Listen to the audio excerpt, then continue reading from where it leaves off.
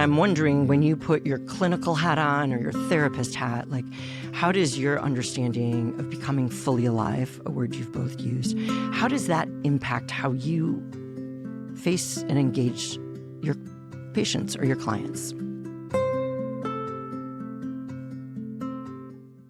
I think something that is powerful for me is something I learned in grad school that a lot of people talk about in the clinical profession, is that we are often best able to take our clients where we have already been. And I think it's says something important to the therapist about, if I want my client to be fully alive, that means I have to be learning, and it's an ongoing process, it's a journey, like I mentioned earlier, to be fully alive myself. And for my client, it's not going to mean the same thing for them as it might mean for me to be fully alive. But I think what we do in therapy is we are modeling for our clients what it means, in my case, talking about parts work, right? For all parts of ourselves to show up. So for me in clinical practice, that means when I have a client who comes in, reports something very grievous, devastating, in fact, and it's such a familiar part of their story that they report it with flat affect, no emotion. They kind of just report, here are the facts, here's what happened, and kind of move on. My work personally is to pause and to attend to the thing that is so easy kind of just to move past, and to say, gosh, that sounds really, really painful. That sounds really sad. And even though my client isn't making a whole bunch of space for it, and maybe like me naturally, they're willing to skip past their sadness onto like, what's the solution? What's the plan? How do we resolve the symptoms, right? I think part of what I get to do is to say, what you've shared with me isn't just objectively unfortunate. I am subjectively experiencing something difficult about it. And so my clients will see me tear up. Notably, sometimes I can access my sadness more easily with someone else, and sometimes on behalf of someone else.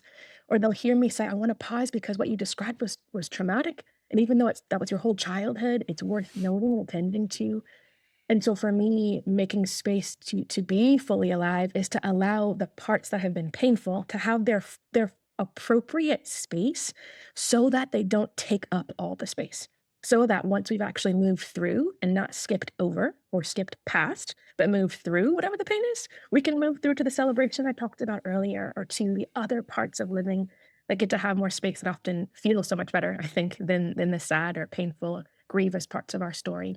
So for me, in clinical practice, part of that comes up with me being able to tap into my own affective or emotional experiences connected to what the client is bringing up.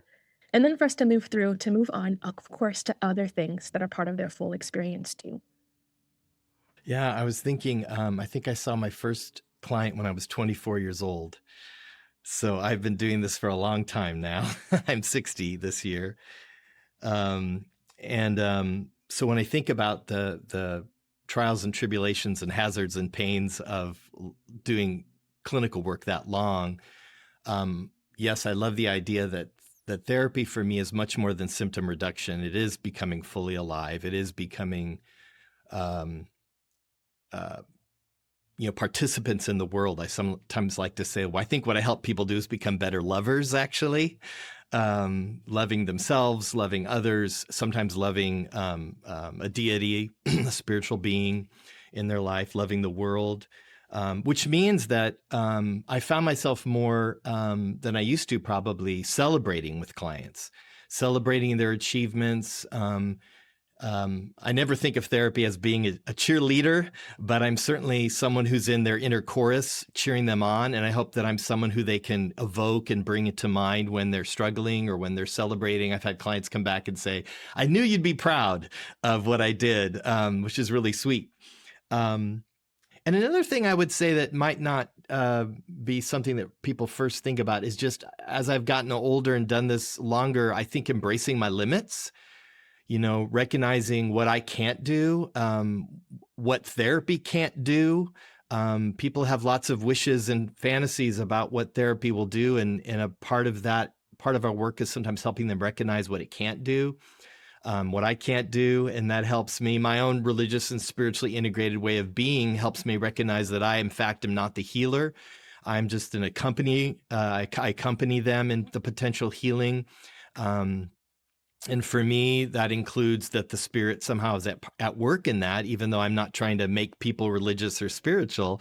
I think there's something quite spiritual about thriving, right? About becoming fully human, fully alive. And so, as Christin was saying, I deeply invest myself in my clients to moments where it hurts, it can be painful.